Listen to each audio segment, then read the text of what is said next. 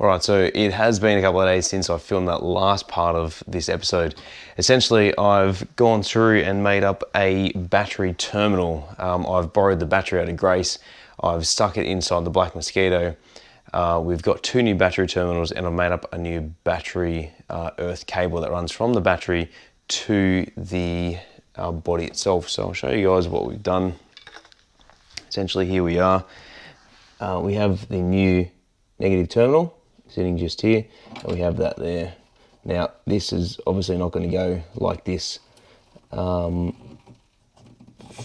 a long period of time, because that is currently all twisted around there at the moment, and the battery terminal is on the wrong side as well. So I'm trying to not do this one-handed. What I'm going to do is I'm just going to angle the camera. It's pretty straightforward what I'm about to do. Grab the isolator. This is a really good idea to run inside your car just to prevent anyone taking it. Now, this is actually the first time that I'm going to be reconnecting the battery, or connecting the battery, should I say. As I said, that earth cable is not going to stay like that. We're going to reposition it. The terminal should actually be on this side, I believe. If not, then I'll be able to reposition this over here and have the cable coming out and around down there. So that's that. Done. Now, moment of truth.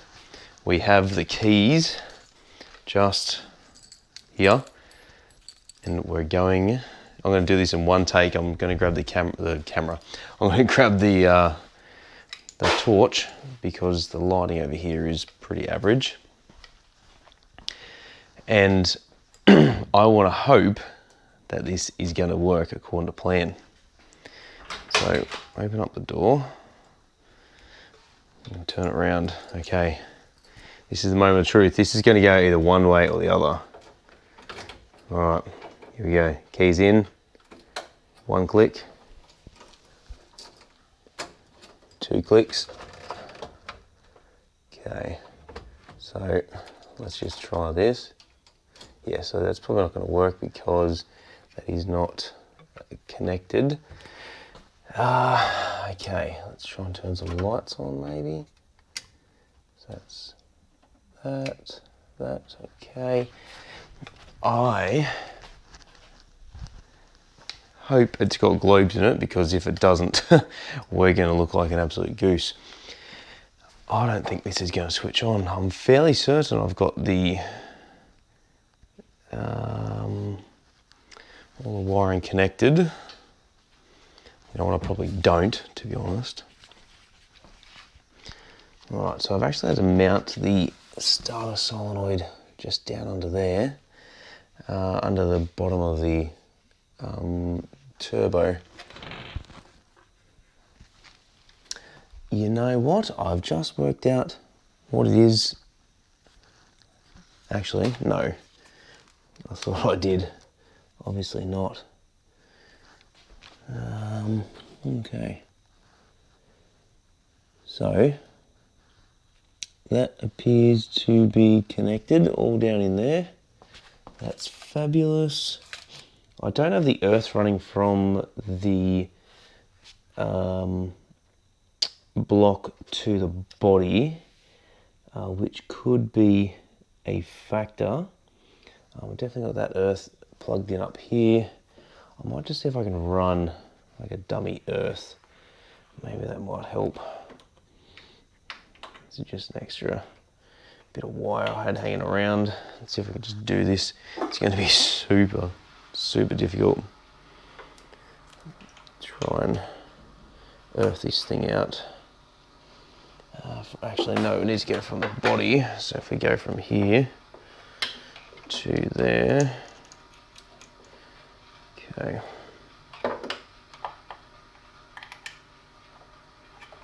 That's probably not going to work, but at least if we can just try and get it seated there, maybe it'll be enough where it'll just switch the ignition on. Alright, that's not going to hold. It's very difficult to do it Uno-handed. Alright, so a little bit of mucking around. Essentially what I've done is I grabbed my test light and I have checked for power at the starter solenoid. So just down in here, as you can see, there is no power whatsoever. That should obviously light up. It should be red, but there is no light up at all on the test light. What I've done is this red wire that's just hanging around here, this is directly from the battery negative. Now, there is a terminal, which I'll show you guys in a second. So where that green clamp is, just here where the torch is, that has an earth cable that runs from there down to the side on the body. So just down there, you can just see the bottom of the inner wing. There is no earth at the top of the engine here. So I've just run this wire directly from the battery negative, and let's just test this to see. Well, what do you know? It's actually working. So that tells me that we have an earthing issue. So the back part of the car is earthed, but the front part isn't. So we need to work out in between each step that we need to figure out, from the back of the car, through the subframe, through the body, to the subframe at the front, and then to the engine. So it should be pretty straightforward. I'd say it could just be the amount of Raptor coating and stuff maybe he's got. Maybe that's impaired it, I'm not entirely sure. But either way, we need to work out this earthing issue. So that's going to be on another episode. I'm going to work on this in my own time at the moment. As you can see, I have had a haircut and I am wearing different clothes compared to what I was in the previous episode. It has been a couple of days since I filmed the last one. But as it is currently Easter, I am about to go away. So it's probably going to be a little while till you see us get back on this vehicle, only because I have a couple of things I want to do to Grace, and there's also another car sitting out the front in which we're going to be working on. It is a little green bean, I guess you want to call it. A little mini Matic a customer's asked me to have a look at. So we're going to move this old girl off to the side, and then we're going to bring it in, we're going to slide in, we're going to do a service and a couple of other little repairs to it.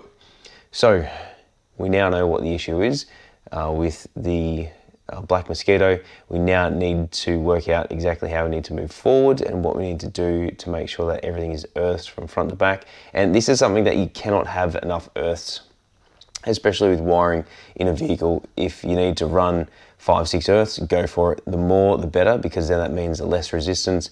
Less resistance means more current can flow. The higher the resistance, the less current can flow, and then you end up getting problems with wiring, shorting, overheating.